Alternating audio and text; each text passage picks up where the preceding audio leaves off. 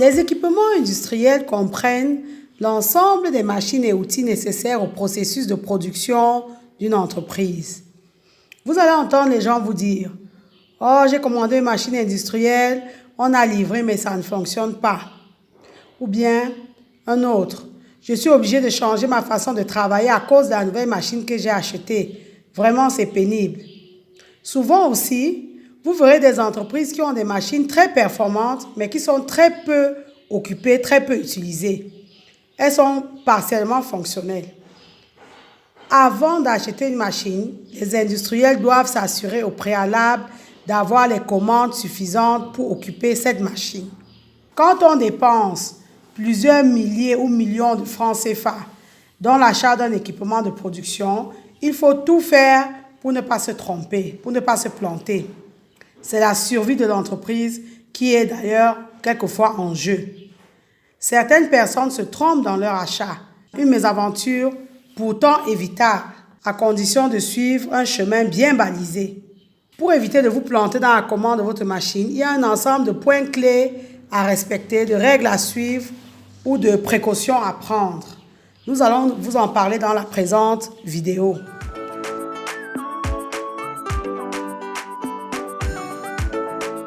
Pour bien choisir ces équipements, il faut formaliser de façon précise votre besoin. Donc, définir exactement et clairement vos besoins par rapport aux résultats attendus. Il s'agit donc pour vous de rédiger un cahier des charges, un document appelé cahier des charges. Et à partir de ce document-là, vous allez vous adresser à un vendeur ou à un constructeur de machines. Le cahier des charges, c'est le document par lequel vous allez exprimer votre besoin. Vous, client, vous dites « j'ai besoin de ceci », vous exprimez. Le cahier des charges doit comporter principalement vos exigences sur le plan fonctionnel et sur le plan technique. Vous allez décrire sur le plan fonctionnel ce que vous attendez. J'ai besoin d'une machine qui me permet d'éplucher les pommes de terre à un rythme de ceci. Au final, j'ai besoin. Voyez un peu. Et maintenant, sur le plan technique, il faut que la râpe est telle. Voilà, vous décrivez précisément ce que vous attendez. Vous devez également évoquer les aspects santé, sécurité au travail. Parce que nous sommes dans des pays chauds, il y a des machines qui dégagent la chaleur. Donc, tout ça, vous devez en parler. L'enjeu consiste donc à définir les usages probables du futur équipement de travail. L'objectif étant d'adapter la machine aux opérateurs et non l'inverse. Ce n'est pas aux opérateurs de s'adapter à la machine. Pour chacune des fonctions de votre processus de production, il faut arriver à répondre à quelques questions simples. Pourquoi a-t-on besoin de cette fonction? Sur quoi agit-elle? Qui est-ce qui la réalise? Comment se déroule-t-elle? Où a-t-elle lieu? Quand est-ce que c'est réalisé? Par exemple, l'épluchage du manioc est une fonction d'un processus de production. Le lavage, c'est une fonction. Donc, à chacune des fonctions, vous détaillez. C'est ça qui va permettre aux fabricants ou aux vendeurs de vous guider précisément par rapport à votre besoin. Sans cahier des charges ou avec un cahier des charges succinct et vague, les réponses des fournisseurs seront variées et inadaptées et au final, vous ne serez pas satisfait. En outre, dans le cahier des charges, vous devez préciser entre autres l'objectif visé par l'acquisition de cette machine. Vous achetez cette machine pourquoi? Quel est l'objectif? Vous devez faire connaître au constructeur les principales caractéristiques des produits qui passeront sur la machine, notamment les tolérances minimales et maximales, afin d'éviter une utilisation aux limites de la machine susceptible d'être une source d'incidents ou d'accidents. Vous devez préciser vos conditions de production, la taille de vos lots, la cadence de production, le nombre de variantes, le niveau de qualification des opérateurs, la fréquence d'alimentation, etc. Donc, dans le cahier des charges, vous précisez tout ça. Vous identifiez les déchets prévisibles, donc les sorties de machines. Les conditions financières également, comment vous allez payer la machine, comment vous prévoyez de payer votre investissement. Ça doit être dans le cahier des charges. Vous allez parler de la documentation associée que vous attendez. La machine doit vous être livrée, accompagnée par exemple d'une documentation, un manuel utilisateur par exemple. Vous allez l'exiger. Et vous parlerez également des caractéristiques incontournables de l'outil. Ça permet de dimensionner le moyen de production correctement, sans imposer trop de restrictions. Donc, c'est autant d'éléments que si vous vous asseyez pour réfléchir, vous allez formaliser votre besoin. Il faut savoir que si rédiger un cahier des charges est une formalité pour les grandes entreprises, parce que leurs services techniques savent très bien le faire, dans les petites et moyennes entreprises ou industries, au contraire, les industriels ont souvent du mal à formaliser clairement leurs besoins. C'est pourquoi nous vous recommandons de ne pas hésiter à vous faire aider par un consultant ou un cabinet spécialisé. En effet, le cahier des charges doit être rédigé non seulement avec ce consultant ou ce cabinet, mais également avec la participation des personnes compétentes. Pour cela, il est conseillé de constituer un groupe de travail formé de représentants des différents métiers ou services de votre entreprise ou alors des différentes compétences particulières. Comme ce cahier des charges doit exprimer les exigences explicites et implicites de l'utilisateur sous forme de fonction, ça doit couvrir toutes les phases de la vie de la machine, donc de l'installation au démantèlement. Et il faut détailler tout ça. Chaque fonction doit être caractérisée par des critères vérifiables aux résultats et aux usages attendus. Dans votre phase de recherche ou d'achat de votre machine, il faut savoir que le cahier des charges, c'est le support de référence au dialogue entre vous et le concepteur ou le vendeur. Pour mieux répondre à votre besoin, ceux-ci peuvent demander des précisions sur des points particuliers ou alors vous faire part de leurs difficultés ou alors vous émettre même des suggestions ou des propositions. Autre point à évoquer dans le cahier des charges, c'est la garantie. La garantie constructeur est nécessaire pour maintenir un matériel apte au fonctionnement normal en cas de défectuosité importante. Vous devez également parler du service après-vente. Le service après-vente doit assurer une prestation de qualité. Le tout n'est pas de vous vendre une machine, mais après. Il faut également que le fournisseur vous précise le niveau de compétences requis pour utiliser ces machines-là ou sa machine et vous accompagne dans la formation des opérateurs qui vont utiliser ces machines. Parlez également dans votre cahier des charges de la maintenance de la machine. Vous devez préciser vos attentes en ce qui concerne la disponibilité des pièces de rechange. Les opérations de maintenance sont souvent l'occasion d'incidents ou d'accidents, d'où l'importance de bien les anticiper et de bien les prévoir. Il faut définir les risques, les mesures, les procédures d'intervention, les procédures de consignation. Quand on parle de maintenance, il peut s'agir du réglage de la machine, de son graissage, de son entretien, de son dépannage, etc. Donc, vous parlez de comment ça va se passer, cette maintenance-là. Il est à noter que dans l'industrie agroalimentaire, l'utilisation de l'acier inoxydable vous met à l'abri des risques de corrosion, dont vous garantit le respect d'un minimum de normes sanitaires et d'hygiène pour le consommateur. C'est donc un point clé à avoir dans le cahier des charges. Une exigence sur le plan du matériel utilisé, donc l'acier inoxydable. Car sinon, on va vous fabriquer votre machine avec n'importe quel matériel et avec ce que ça comporte comme risque, il y aura la corrosion, vos produits peuvent être contaminés et le consommateur peut se plaindre. Bref, il faut y penser.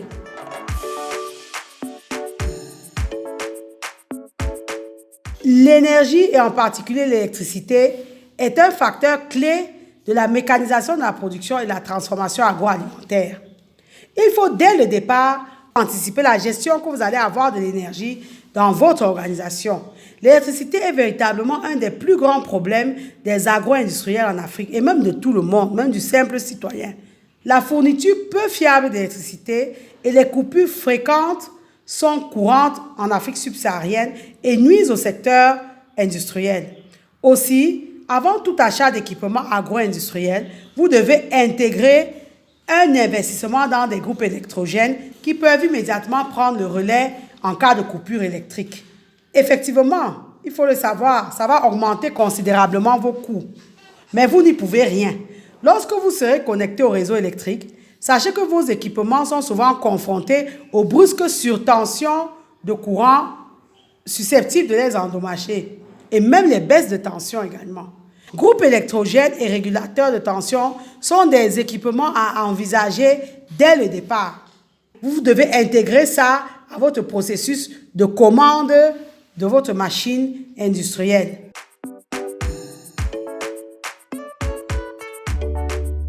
Tout comme l'électricité, les coupures d'eau sont récurrentes. Aussi, il faut prévoir des solutions qui vous permettent d'assurer l'approvisionnement continu en eau dans votre organisation et de garantir la continuité de la production. Si vous avez un équipement de production et que le manque d'eau est un facteur limitant à son fonctionnement, c'est un réel problème. Autant y réfléchir en amont et prévoir, par exemple, un forage, la construction d'un mini-château d'eau, l'achat de cubiténaires, etc. L'idée, effectivement, c'est d'anticiper cette lacune de fourniture en eau.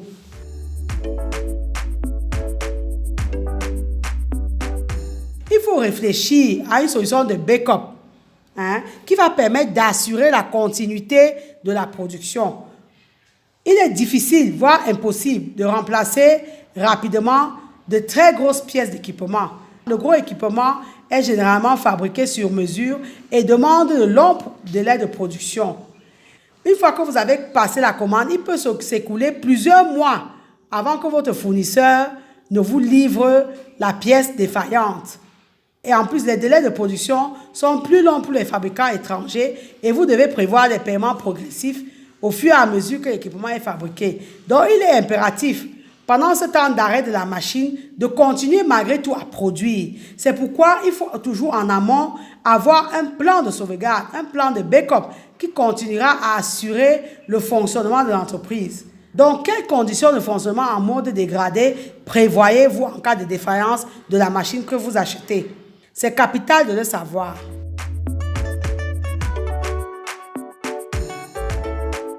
La machine que vous allez acheter ou que vous allez commander pour la fabrication peut être imposante et occuper beaucoup d'espace dans vos locaux. Vous devez penser au départ à l'emplacement de cet équipement et au délai nécessaire pour préparer l'espace. Selon la taille et le poids de votre machine, vous devez peut-être vérifier la solidité des fondations de votre bâtiment ou envisager d'ajouter éventuellement des fosses si la machine doit se trouver sous le niveau du sol. Ça doit être pris en compte dans le calcul de vos coûts.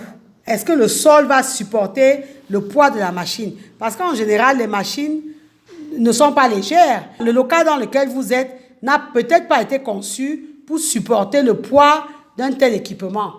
Donc, il faut en tenir compte au moment de l'achat et voir s'il faut refaire vos locaux.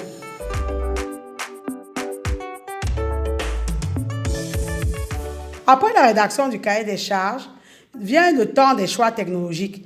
Pour éviter les écueils, mieux vaut prendre quelques précautions.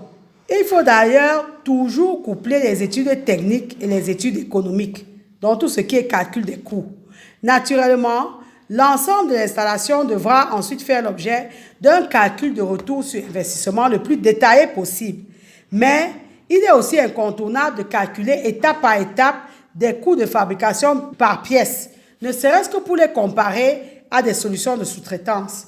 Ensuite, on doit tenir compte autant que possible des évolutions probables de la production. Il faut exclure le superflu. On va vous dire, oui, qui peut le plus, peut le moins. Mais en industrie, les accessoires inutilisés coûtent cher. Donc, calculez de façon rationnelle tout ce que vous allez utiliser. Il faut savoir profiter des compétences techniques des constructeurs en exigeant des données détaillées des coûts de revient ou de retour sur investissement lors du processus de négociation d'achat. À partir d'un cahier des charges même peu fourni, les fabricants doivent pouvoir conseiller utilement l'acheteur potentiel.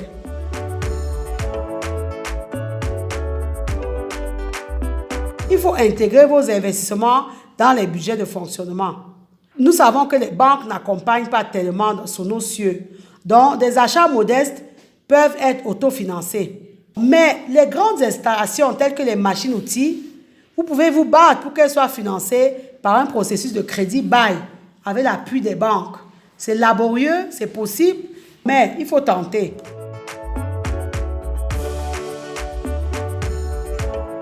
C'est vrai, le principal critère d'achat d'une machine, c'est le prix. Mais attention aussi à l'illusion de gagner en prix d'achat. Avant d'investir, il convient donc de prêter attention à quelques détails importants. À commencer par les possibilités de formation vraiment de votre personnel au service après-vente. Si vous avez une machine qu'on ne sait pas utiliser, ça ne sert à rien. Si vous avez une machine super performante et on n'utilise même pas toutes ses potentialités, vous n'avez pas gagné de l'argent, vous perdez de l'argent. Pour cela, il ne faut pas hésiter à demander une liste de références clients, contacter quelques-uns et visiter leur installation. Ça va vous permettre d'avoir une excellente aide à la décision. Le délai de livraison de la machine revêt également une grande importance. Il faut être à cheval sur les délais. En cas d'attente trop longue, vous pouvez opter pour un modèle en stock, quitte à faire quelques concessions sur le plan technique. Autre possibilité qui est toujours ouverte, vous pouvez investir dans une machine d'occasion disponible immédiatement et à moindre coût. Mais il faut savoir que c'est à risque. Qui dit machine d'occasion dit que vous avez un risque encore plus accru. Tout dépend effectivement de ce que vous voulez. Encore une fois, des limites acceptables définies dans un cahier des charges peuvent s'avérer d'un grand secours pour les indécis. D'une manière générale, pour éviter les erreurs, il faut prendre le temps de la réflexion. Enfin, vous pouvez également proposer aux vendeurs ou aux fabricants de faire un essai. Un essai peut s'avérer décisif, même si les fournisseurs de machines n'aiment pas trop faire ces tests parce que ça leur coûte cher et ce n'est pas rémunéré. Mais c'est possible. Vous ne perdez rien à le demander. Il faut savoir que votre cahier des charges annexé au bon de commande a une valeur contractuelle. Donc, la personne qui va vous vendre la machine ou vous la fabriquer, c'est contractuel ce que vous avez écrit dans votre cahier des charges. Ça l'engage. Vous l'avez compris. Vous ne devez pas acheter vos équipements de production au hasard. Il faut prendre le temps de la réflexion et surtout formaliser vos besoins et vos attentes. Rien ne sert d'acheter une machine que vous n'allez pas utiliser au bout de quelques semaines parce qu'il vous est impossible de vous adapter ou parce qu'elle vous a lâché à la 10e coupure électrique. Tout doit être pris en compte. Nous espérons que cette vidéo vous a été utile. Si c'est le cas, dites-le nous en commentaire. Merci de nous soutenir en partageant massivement nos vidéos car ça nous encourage. Abonnez-vous à notre page AgriTV Web si ce n'est pas encore le cas et activez la cloche de notification pour être informé de l'apparition de nos nouvelles vidéos. Comme vous le savez, savoir est le point de départ, agir fait toute la différence. Maintenant que vous savez, place à l'action.